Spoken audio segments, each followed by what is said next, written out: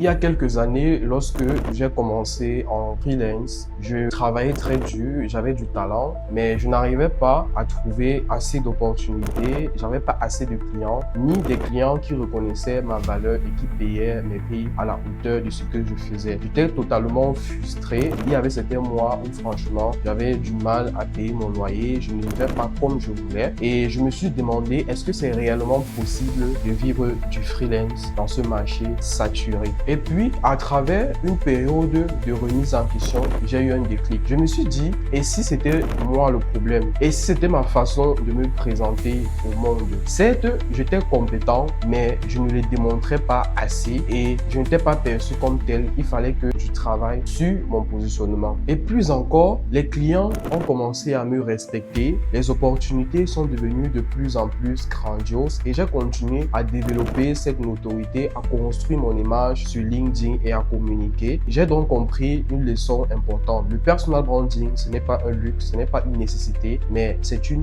bouée de sauvetage. Ça m'a réellement sauvé pour me démarquer et aujourd'hui pour me permettre de vivre de ma compétence. Nouveau Boss, ce n'est pas seulement de la théorie, c'est un programme éducatif complet en personal branding. C'est un chemin, le chemin qui m'a permis de passer aux jeunes professionnels à la marque qui décroche les opportunités et qui vit enfin de sa passion aujourd'hui.